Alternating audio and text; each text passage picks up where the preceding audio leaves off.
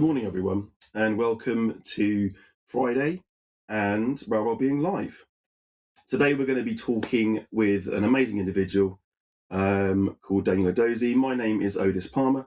I am one of the Industry Inclusion Belonging leads at DFTO and also co-chair of a community called Rail Wellbeing for Inclusion. So, as I said, today we're going to be talking to an amazing guy called Daniel Edozie, and the theme of today is going to be overcoming diversity, building resilience, and transformation. There will be opportunities for questions later on, so please do fire some questions into the platform, and we'll get to those later on. But initially, we're going to have a nice long chat, me and Daniel, and we're going to learn some things about Daniel's life, his journey, and as I said, we're going to talk about his resilience and how he's gone from being, a program developer by day and a motivational speaker by night. So, with all of that said, I will invite Daniel to join me. Morning, Daniel. Odis. Hello, Hey. Odis. How you doing? I'm very good. I'm very excited to talk to you.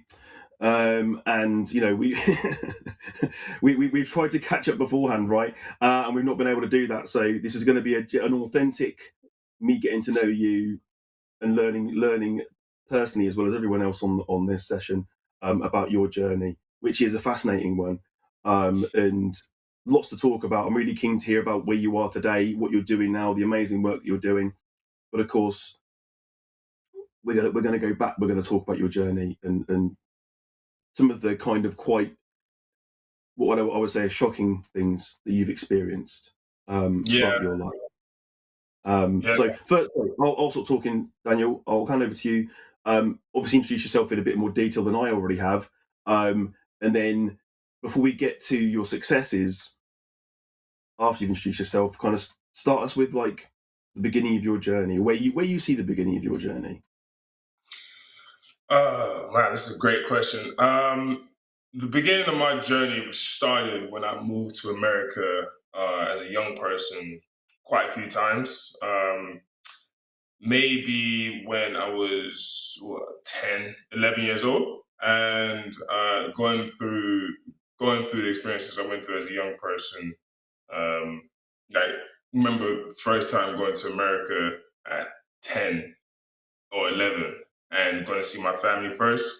Then the second time came back to the UK and then went back to the US. And it was two parts to that journey where I moved.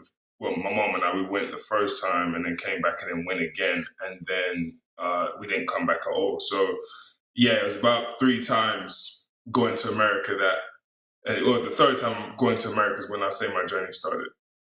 No, I mean, and obviously, for those who haven't heard you speak before, you can hear that that American kind of twang to your accent. Obviously, you grew up in the UK, right? And if I'm right understanding, it was just you and your mum. Yeah. So I grew up. I was born here in London, and I moved around quite a bit. And we went from certain areas to certain areas, which was fine. And yeah, it's just my mom and myself, single parent household. Mom has obviously quite some battles in her life that she's still kind of dealing with, kind of thing, even now to this day. And yeah, I didn't have any I didn't have any siblings at all growing up, so a lot of times I was the only child, and so yeah, we'll travel quite a bit.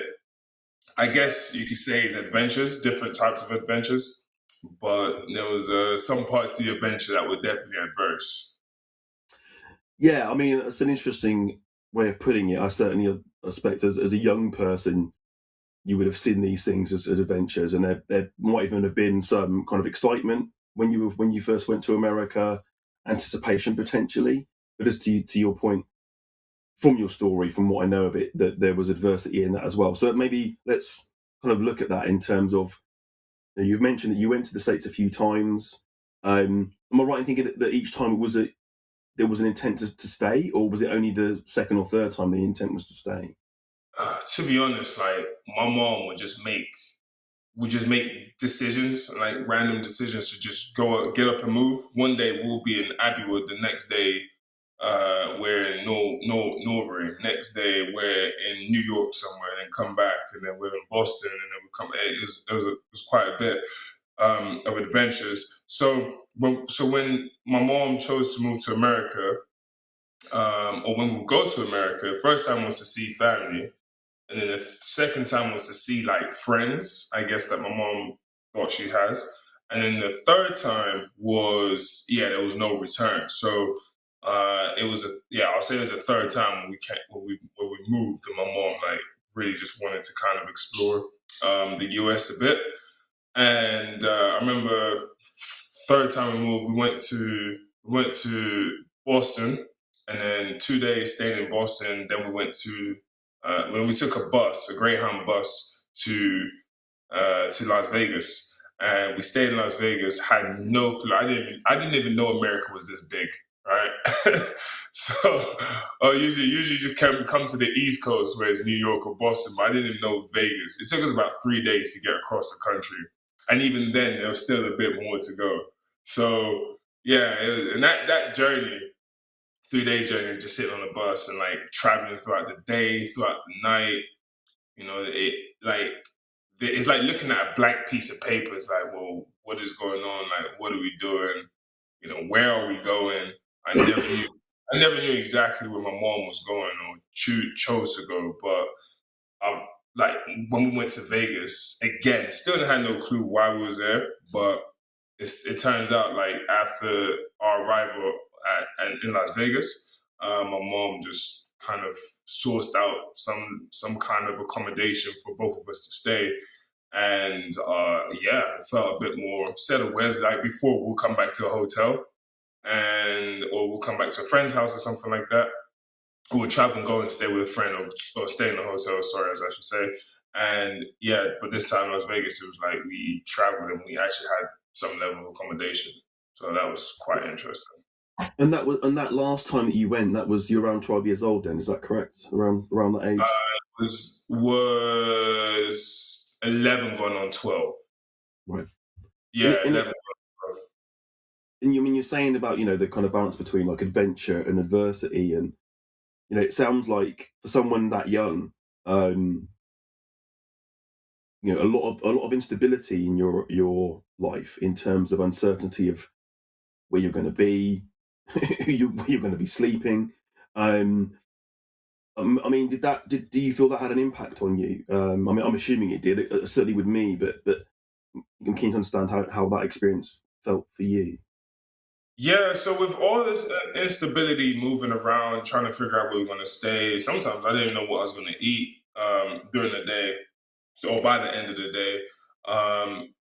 You just, I just kind of didn't know how to take it. I think I became kind of desensitized to the situation because, like, there was so much going on, right? And there's obviously out of your control that at some point you just kind of, like, I just kind of chose to give in a little bit and just go with the I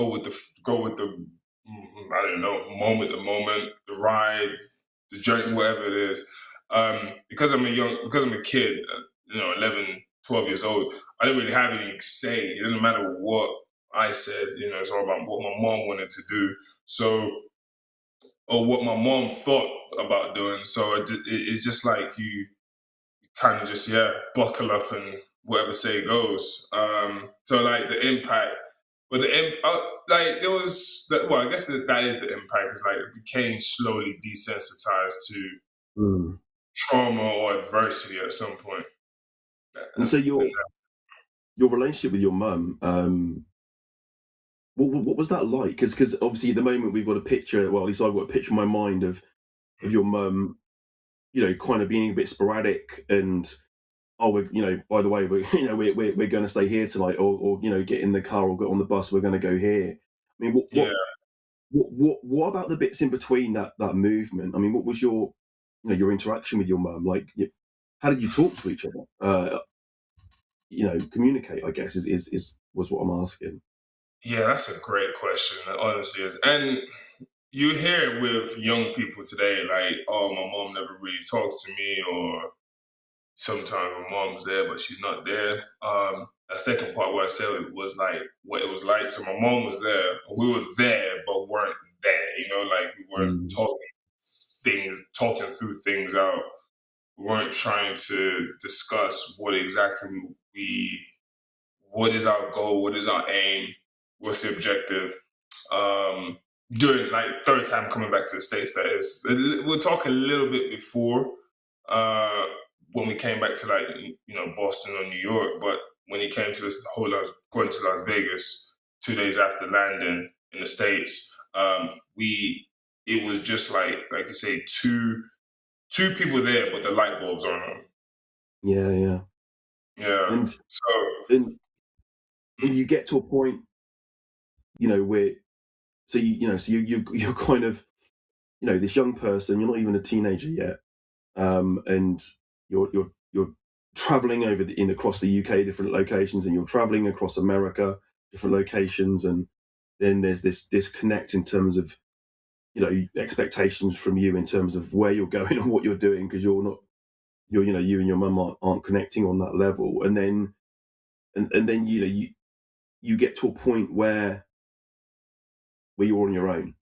You get to a point where actually that's that small connection that you have, suddenly that disappears. And talk us through that event, talk us through that journey from what was a disparate experience in terms of knowing where you're going to be, but then suddenly you've not even got your mum there next to you. Yeah. So we moved to the States and then went to Las Vegas. So it's obviously just two of us. So when we got to Las Vegas, we ended up staying. Surprisingly, we stayed with a stranger, or a stranger stayed with us, who kind of led us to a place to stay. And obviously it's like an apartment. But what happened after we got to this accommodation, this person stayed in a week. We all stayed together for a week. And then after that, things took a strange turn where we ended up living in a shelter for about a month or so. And we stayed in the shelter, which was called, I think it was called Salvation Army. And my first impression, or my first like visualization of a shelter is when it's like you enter this, I don't know, 10-story building or so, and walk through the reception. Obviously, we talked to them about what our situation is, and then we ended up going inside, and we walked into like this hall, and there was probably over about 100 people in this hall altogether. And it's not like a massive hall, but it was like a narrow and long hall where it was mothers and kids all sitting down together, and just kind of, just in a different world, I'd say. And it kind of like humbled me to a certain degree, because it was almost like real life experience at its finest. Like my behavior as a young person growing up, like from 6, 7, 8. Oh God, I don't want to start that. But I mean, 7, 8, 9, anything along those lines. It was I was kind of like a challenging child, and I kind of like lacked the level of discipline. So I would oftentimes get in trouble, feel rejected a bit, and not feel like I don't know, like a part of something bigger, right? So when moving along the lines, when I came to the shelter, it was like looking at everyone's world and seeing exactly what's going on. And surprisingly, I am actually quite a social person. So I kind of talked to a couple of kids, not on the first day straight away, but talked to a couple of kids, a couple of mothers, just talked to them about what's going on. And a lot of them kind of had like a lot of financial issues, or giving up, maybe things took a strange turn, became single, didn't have a job, lost this, lost that, anything along those lines. And I kind of thought about my situation, and I thought, yeah, I'm actually kind of in that situation as well, which isn't obviously ideal. So while staying in the shelter as well, I was also going to school. So I was going to school in Las Vegas, elementary school, and I was finishing off my year, which would it be year 6? Years? Yeah, yes. I was finishing off my year 7, which is great, which is year 5, or sorry, grade 5, fifth grade, that is. Finished off my 5th grade before I moved to middle school, which would be about year 7 or so here in the UK. And yeah, that was even a challenge because like I'm just now getting used to a whole new school system after leaving the UK school system.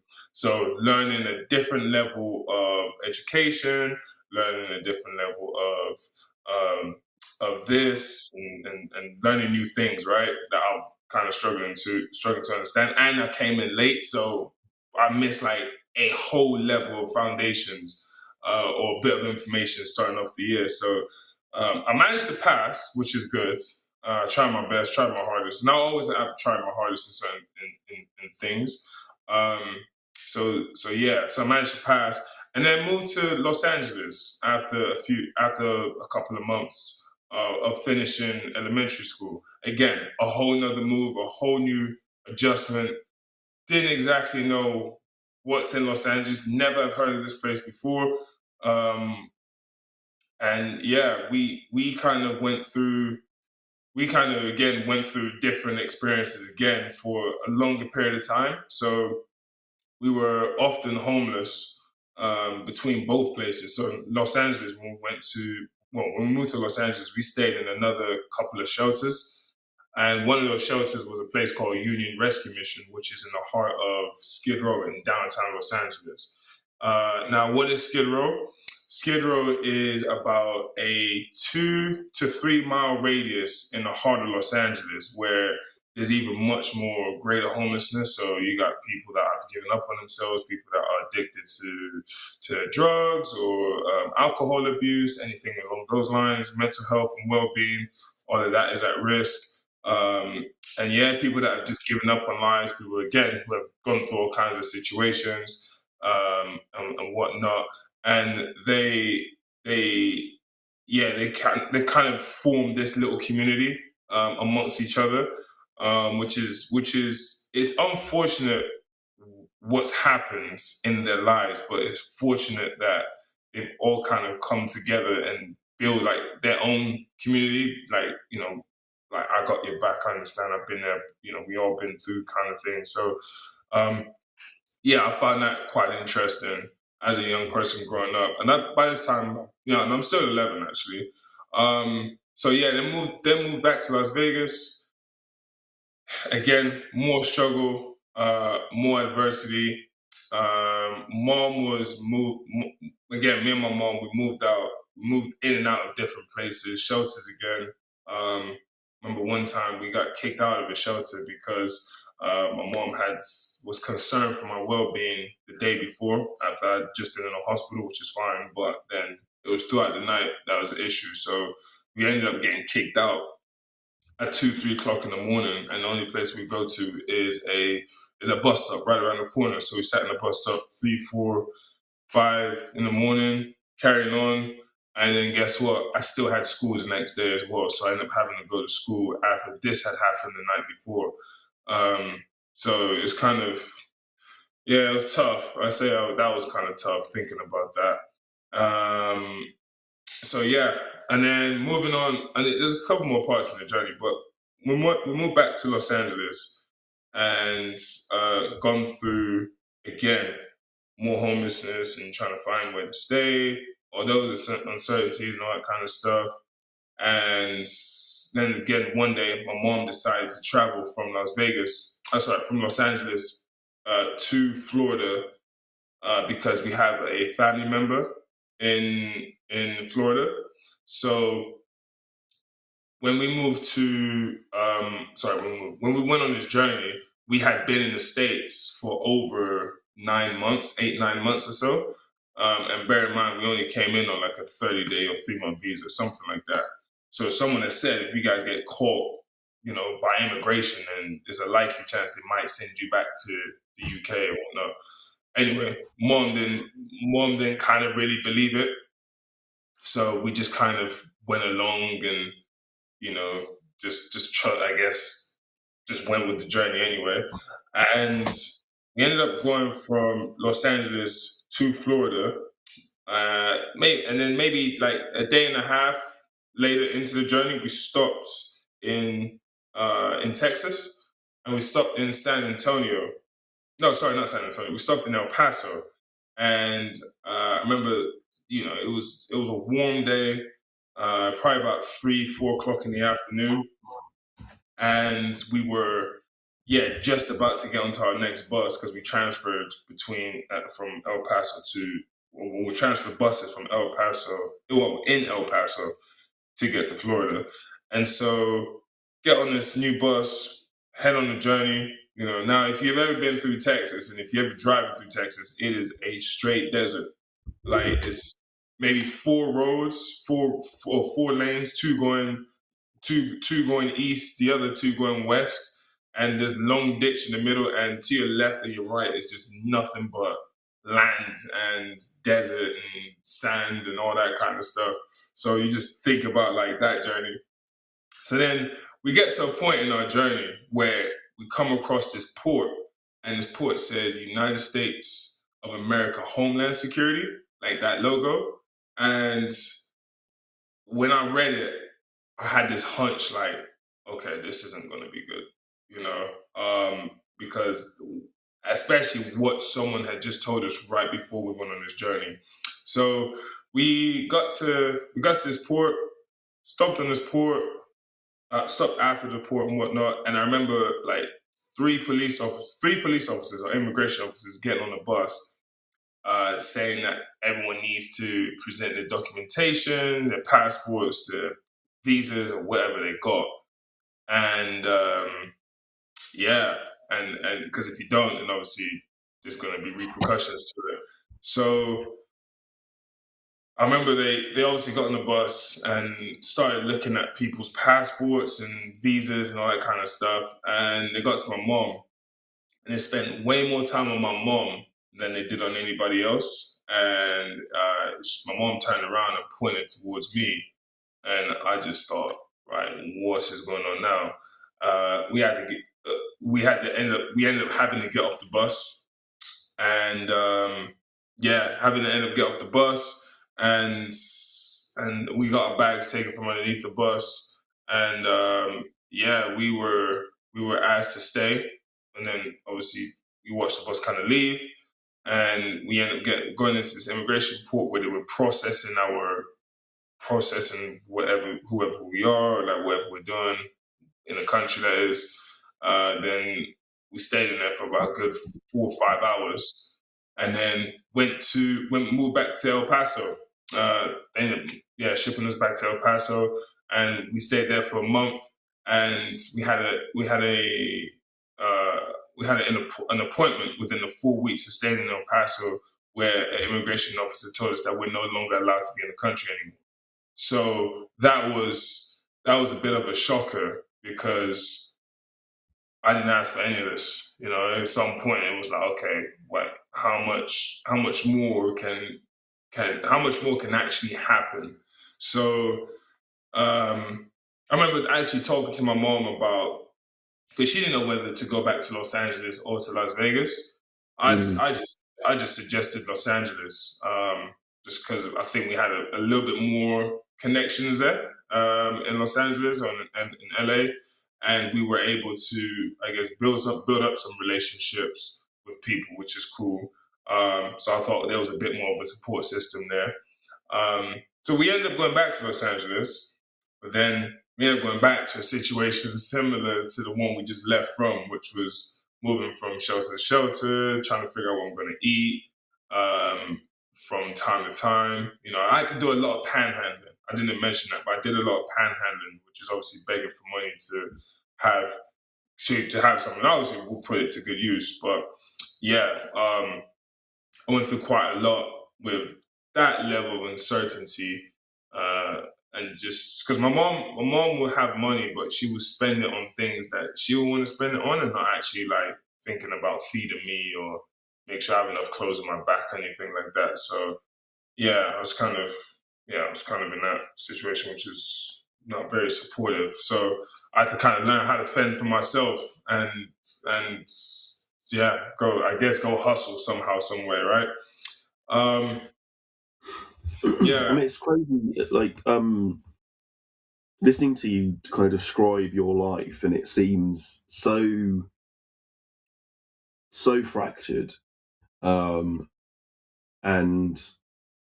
you're almost kind of like, kind of brushing off, we were homeless here and we were homeless there, and like, like this is as if it's just, this is what happens to people, but it isn't. And well, I mean, not in the same kind of experience that you've had, certainly. And the fact that the fact that you were able to kind of go to school, I find amazing. And still, and still get your grades, whilst going through what, a lot of people I'm sure listening would think, I don't know if I could have done that. I don't know if yeah, I could have. I don't know if I could have at that age lived the life you were living and still maintained an education. yeah, That's pretty impressive. And also, when you just reflecting on what you were saying around when you've been in, in these shelters, and it sounded like that was a realization for you that you weren't alone in all of this, that there were others that were going through very similar kind of challenges to yourself. Yeah, I mean, it sounds like such a if you weren't saying it, it would be hard to believe that someone's been through what you've been through. yeah, I guess is the point I'm trying to get to in my own head. And not just on a side note with the Texas thing. So I know Texas quite well. My father was from Texas. mm, I've spent quite a lot of time in San Antonio, 3 months in fact, when I looked after my father, who was American Air Force. That's how I existed yeah, in the UK, because my father was ex-military and retired over here. So I've got lots of experience of some of the states. I've been to Skid Row as well, actually. So I've seen that environment firsthand, personally. But so yeah, you've gone through these kind of what I would class as psychological milestones up to this point that you've described. You've gone through all of these very challenging, stressful situations to still maintain your education. You find yourself in California. You find yourself in LA. And what happened? What happens next from there? So yeah, a lot. You'd be surprised, man. I'll be honest. Like I didn't stay. So going back to what happened with school. I was in and out of school a lot, and actually I went through a period where I wasn't in school at all. And so this happened to be that period now, coming back to the States, coming back to LA, where now, like, literally it's just survival of the fittest. So after coming back from El Paso, a lot of times my mom and I will be separate. Like, she would be here, I'll be there, I'll be staying here, she'd be staying there. Maybe we might meet up. Maybe we might not. Again, I would be like literally 11 years old, 12 years old. It's just crazy thinking about this crazy journey. But like, I'll spend a lot of time where I had like my belongings was a trash bag, right? Just filled with clothes. Like I had no bus pass half the time, no money half the time. No form sort of identification. Literally, it's like I'll spend a lot of time on Skid Row. I spend a lot of time walking. Spend a lot of time just taking public transport, going to random places, just I guess to escape reality a little bit. Um, and a lot of times I come back to uncertainty. Like I took public transport to like the last train running at 3 o'clock in the morning, and then get off like the last get off in a train stop in downtown Los Angeles, and then just jump on a bus to like Long Beach or somewhere at 3 o'clock in the morning. Now, from downtown LA to Long Beach is about a good hour and a half bus drive, right? Or bus ride. So, yeah, just sleeping on the bus and just trying to figure out life. And one time, well, yeah, I was trying to figure. So a lot of that stuff will happen, but where the turning point of all this happened was that same day where I went to Long Beach. I took the train back to downtown Los Angeles, and when I got to downtown Los Angeles, it was about maybe about midday, somewhere early afternoon. And we were staying in a shelter called Onion Rescue Mission, which I mentioned earlier. But at the time, we weren't staying there. It was just if people wanted to come and spend time during the day and just sit down and chill, whatever, or have some food, they can do that. But the one thing I definitely say about that shelter was it had like things for youth or things for kids to do, which was cool. So that's probably why I knew like to go back there, probably because that was kind of a safe space for me.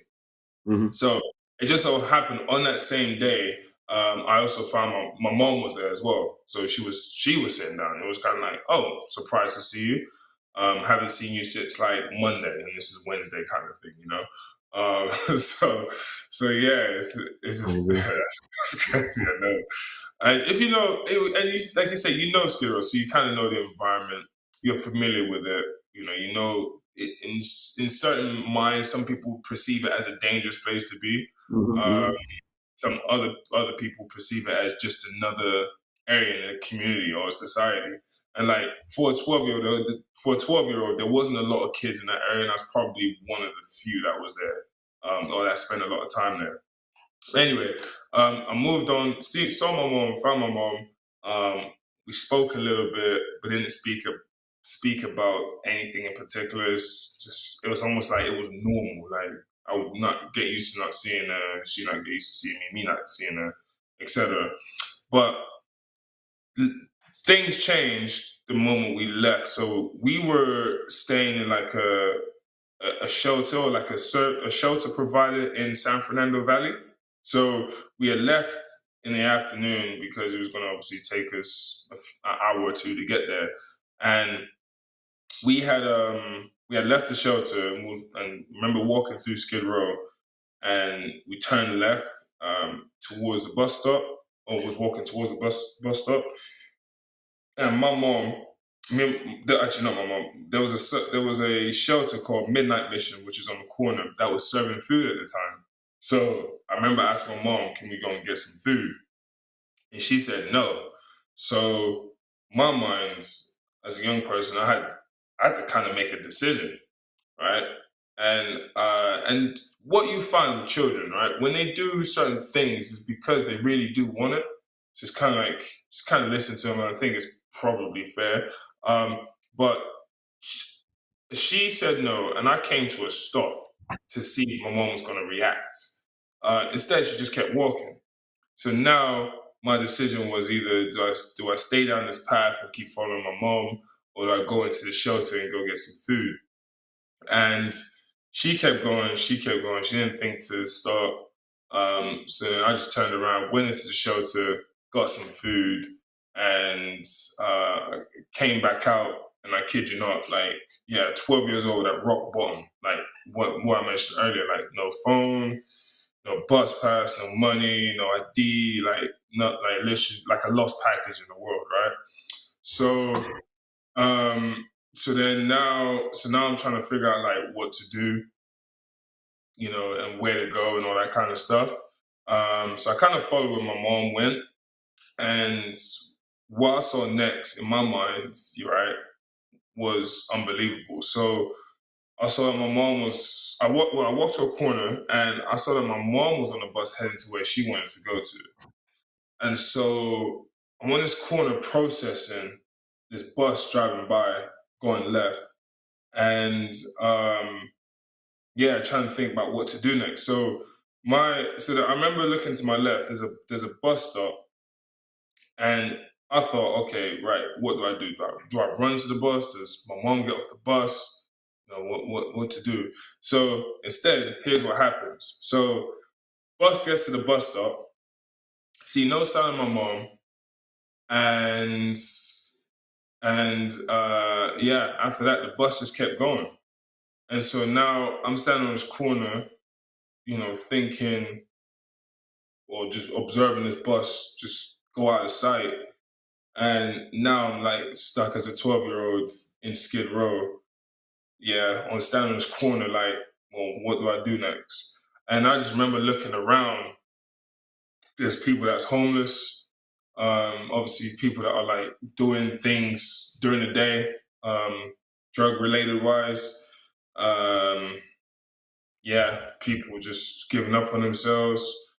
And I remember like turning around and there was like there's a book club I used to kind of attend, but they're closed, so I couldn't even get any help from there. So I just remember like walking around, just looking for somewhere to sleep. And I went to 3 different shelters. The first two, and precisely all 3 of them, but the first two mainly. Remember walking in, just saying, "Hey, I'm looking for somewhere to sleep. Do you think you'd be able to help? Do you think you'd be able to help?" Unfortunately, they said no because I was under the age of 18. So, yeah, and I got to this third shelter, asking the same thing, and they said no, that they couldn't help me because again I was under the age of 18. But then they started asking questions like, "Well, how old are you? Where's your mom? Like, what is this situation? Like, what's just happened?" Well, I told them what's just happened, and they were saying like, "Okay, you shouldn't be here, right?" And I think those words kind of gave me a bit of hope. And so, because I was really in a situation, I had no clue. I couldn't even fathom the situation. I was just trying to, I don't know. I can't even explain. I can't explain any of it. But so they ended up trying to call a shelter in Hollywood, and um, they turned me away. Well, not that they turned me away. They were closing at a certain time, and I wasn't going to get there in time. So the next thing that they did was just call the police, and the police came and picked me up. And there was a level of anxiety behind being in the back of the Yeah, police of car course. because they could have searched my name. My mom and I, we had already been deported, so they could have searched my name up, and I thought, oh, this kid's deported. Oh, okay, right, let's turn him back into immigration, and that's it. That kind of situation. But actually, they walked. I got in the back of the police car, and like we were on a search to find my mom.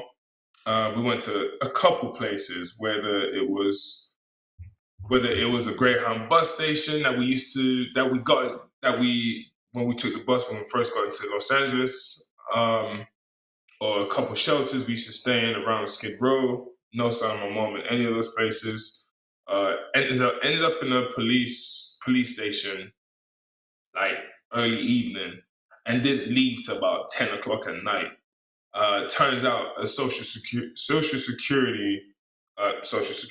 social worker turned up, and yeah, came and picked me up and told me I was in the foster care system. And after that, yeah, life just literally took a 180.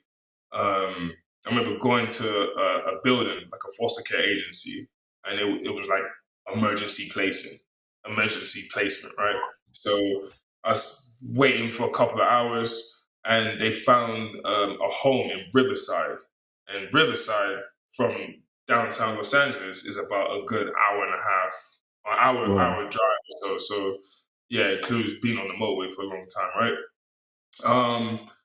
And yeah, I didn't get to a foster care, an emergency foster care placement, till like maybe 1, 2 o'clock in the morning.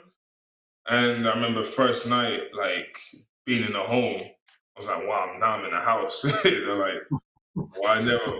This is a whole another world to me. I can't even remember the last time I've actually seen a house like that. So yeah, and then I just took a shower, went to bed, think I was still trying to process my whole day because That's yeah. That's again for someone who's 12 years old. That's a lot of things to process. I'm yeah, conscious of time, Daniel, because we're creeping towards. We've got about 20 minutes left, yeah, and I'm keen. I could listen. I could listen to you talk about this all day, and there's so much more to ask you. I would like to kind of save about sort of 10 minutes at the end for some questions from those that are watching. Um, so it's a bit of a tall ask, but obviously you going into foster care. From there, you moved into from what I'm right, playing basketball professionally, and and then find yourself back in the UK as where you are today. Um, so I'm just kind of like, what? how did you go from being in foster care to playing basketball to where you are now? I guess is the question. Um, Yeah, I know it's kind of a big one to answer in a short space of time, but I'm just like, I'm really keen for the listeners and watchers to hear how you went from where you were to where you are. yeah. That's fine. Simply, I always the one thing I always did when I was going through what I was going through, I was actually playing a little bit of basketball from time to time. So I kind of like yeah was always either I watched a little bit of basketball or I played basketball for like a local club in Skid And Row. just sorry to interrupt, but just for the benefit of those watching, um, how tall are you? Uh, you hear it these days, but it's either 6'7" or 6'8". I put myself in two. I just wanted people to appreciate, obviously, because you sat down right now, and I Yeah, mentioned basketball, and like actually, yeah, yeah. Sorry, go on, carry on. You were explaining that's that. Earlier. That's fine. Yeah, so I was playing basketball. I was always playing basketball as a kid, to be fair. So then when I got into foster care, I was first thing my foster parents did was kind of put me in sports, which is cool. And I was first playing American football, and then I jumped into basketball, and then I jumped into baseball, and I jumped around with different sports. I do like football, but then actually basketball just felt like it was just calling my name. So I just kind of stuck with the sport. Um, Faced a little bit of adversity because I broke my left tibia bone playing growing up, but then obviously healed and got back into it. And then yeah, from there the sky was the limit. I played for like a lot of AU teams, high school teams. Did well in school as well. Now this time I have a bit more stability, so I can focus. Um, but yeah, went through high school. Managed to get a college scholarship to a junior college in Texas, and then managed to then after 2 years. So the way the American system works is you have 4-year universities and you have associate colleges. So I stayed in junior college for 2 years and then transferred to a 4-year university.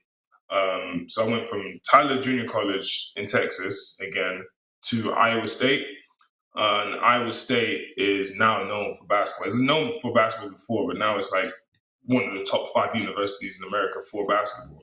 Now, given my situation and everything that I've been through, to end up here, that's a whole nother conversation because there's thousands of kids all competing for college scholarships and trying to get a 4-year university and all this kind of stuff.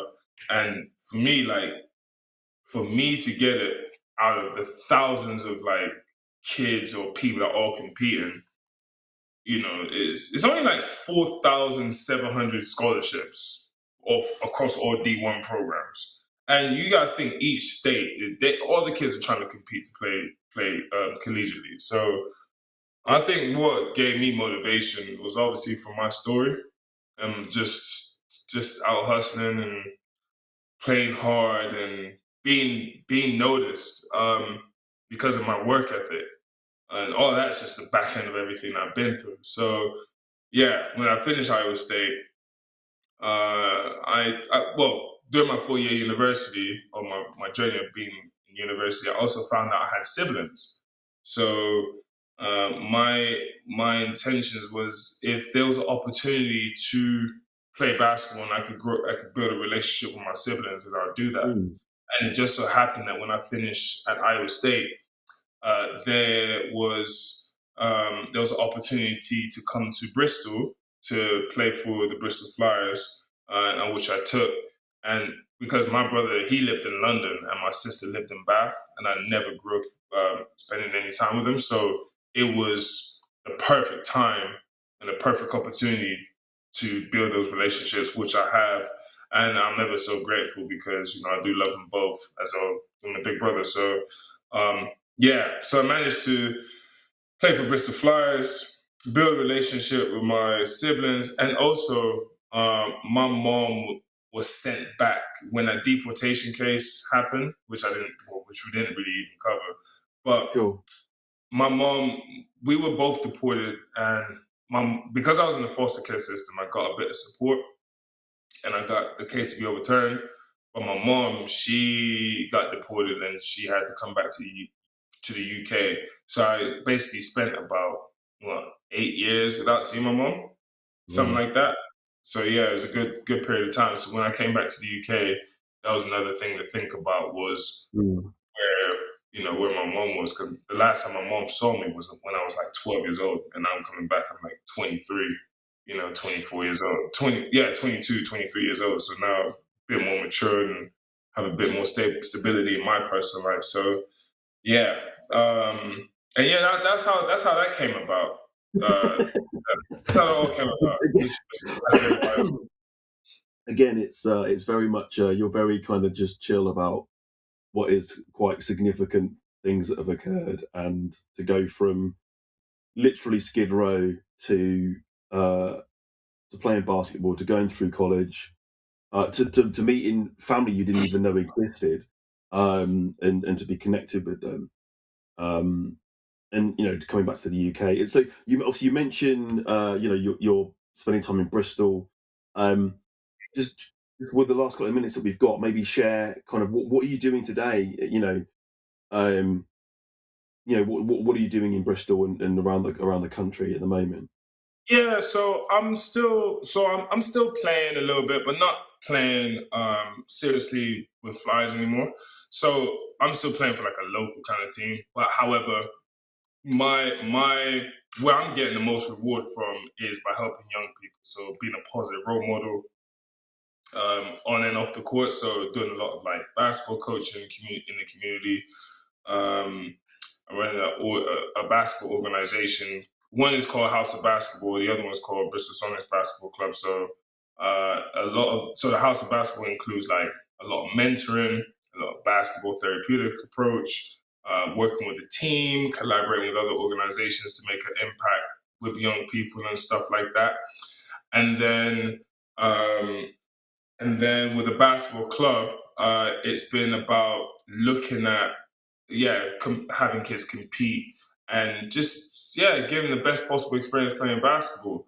And and then also going into schools, working with groups of young people to get them to think about the more positive things in life, or being there to support, which actually I'm finding that I really do. I always have been mentoring, I always have been coaching, but now as I'm doing it more, I'm actually finding a lot more reward because I'm starting to find my feet in it all and stuff.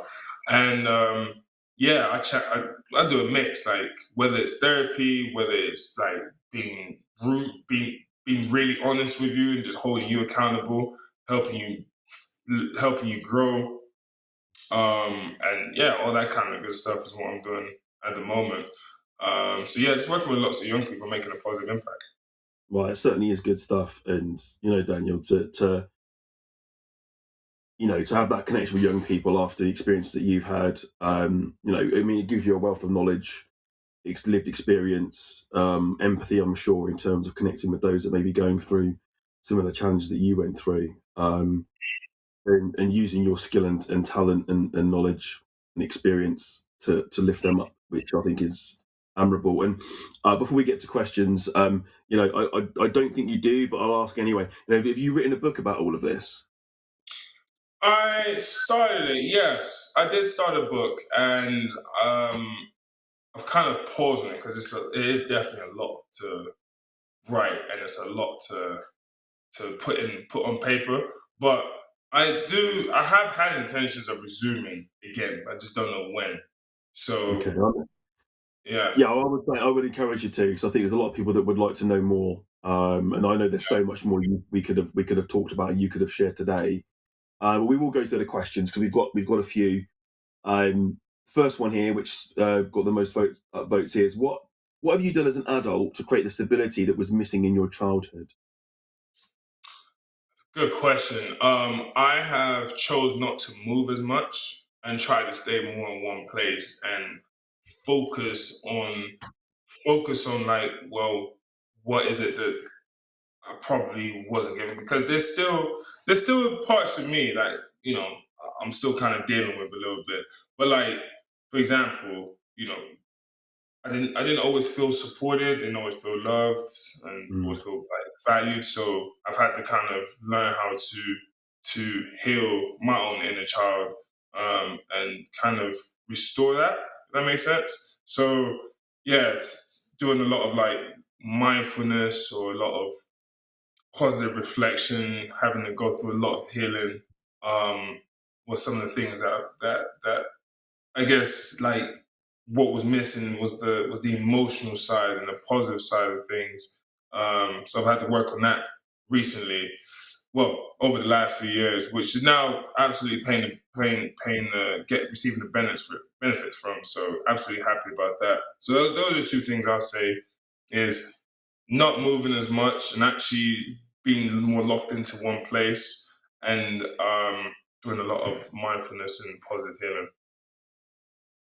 thank you.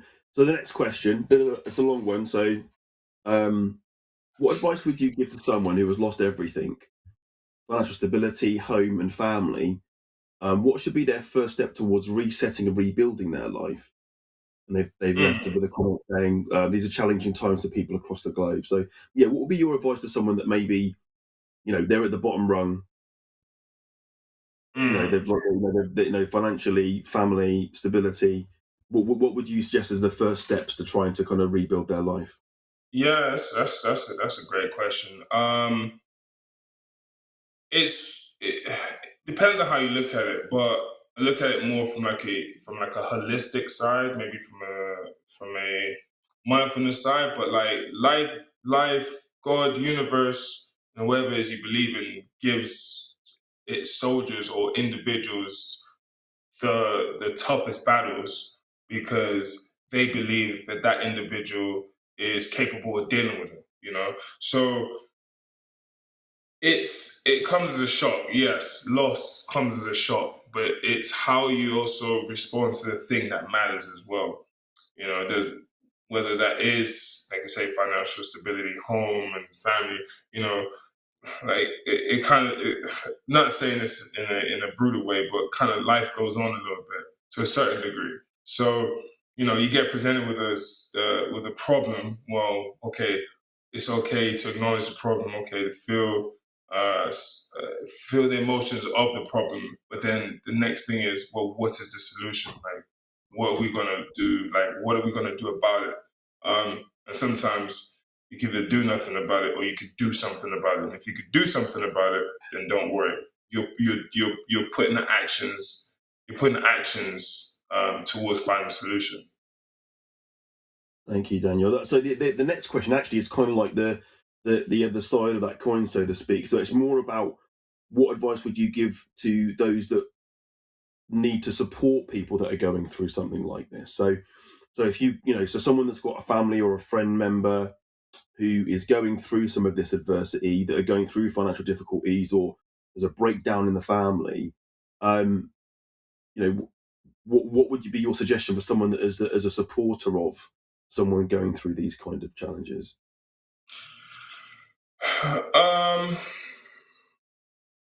with someone that's going through financial difficulties or anything, break down in families, like, there's something about it. Like, it's more like, well, what's going on in the picture, like what's actually going on, because sometimes throwing a band-aid on top of a situation or on top of a wound doesn't Mm. necessarily help. You actually might need to get in there and do a little bit of cleaning up. And sometimes that's not always down for that person to do. Sometimes they might have to do it themselves. So you can only, like in life, you can only help so much before actually, before enough is enough, really. So I think you keep doing what you're doing, keep helping however you can. But if it gets to the point where this is a bit beyond more than what I can give, then maybe it's not you as a solution. Maybe it's not you as the problem. Sometimes it's just something else. So, but as long as you're helping out, then that's the best you can do. Yeah. So getting to the root of it as opposed to looking at the external, just Yeah, like the visible side of the challenge. Actually, what's the root of it? And I guess to your point, that's as a someone that's helping somebody, all you can do is take care of what's going on the outside. You can't really address what's going on the inside for that person. That's something they've got to do themselves. Um, so yeah, no, that's really helpful. Thank you, Daniel. So the next one, is looking back now. Why do you think your mum felt the need to move so often? I still wonder that. I wonder that myself. My mom, she just moved. I couldn't even tell you why. Sometimes, maybe for legit reasons, like to go meet family somewhere. Other times, just on a search, for something, but didn't necessarily know what that search, whether that there's still truth to that search. I remember one time we went to Boston because she thought she had friends living in the place, and we went to that address. Turns out no one lives there anymore. So that was quite a bit of a shocker, because I didn't even know who she was looking for. So I didn't even know half the time why we would go to a place like here or there. Yeah, yeah. I mean, particularly at the age that you were when you were going through this, and obviously you didn't see her for what 8 years or so. When she got into foster care, I guess it's hard to know at that age to understand what's going on in an adult's mind and life. So we'll go for one last question before we'll close things. So, was there ever a point where you were tempted to give up or take a different path? Was there ever a point where I attempted to give up? Yeah, yeah. I would say I almost tempted to give up when some times when we were homeless. Because my mom she would sit there and like kind of give up and sit there like there's nothing to do. Part of me like kind of sat there and started to kind of believe that a little bit, Mm. but I guess I didn't buy into it because I think I like adventure and sitting there and doing nothing. I kind of got bored, so I just thought, right, actually, let's go do something else and maybe go find something to do. So, like, I would buy a basketball and go to the park, go to the local park and just play basketball. And yeah, I'll play a little bit of basketball by myself midday in Las Vegas where it's super hot, and just be by myself at the park.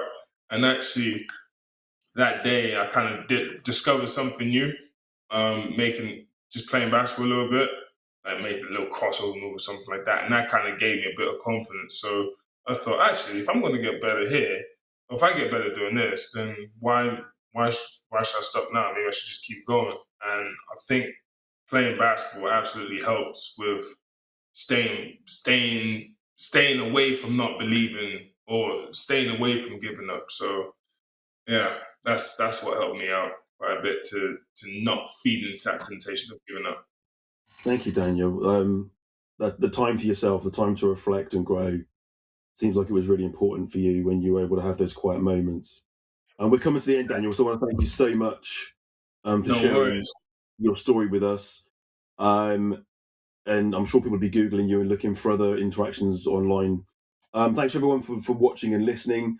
Just a reminder that if you do want to talk You have got mental health first aiders online to help support. There is the need support option on the platform. Thank you for your time today. Have a good rest of your Friday and your weekend when it comes. And I hope we'll see you again soon. No worries. Thanks so much for having me, Odis, and have a good Thanks, one. Daniel. No worries.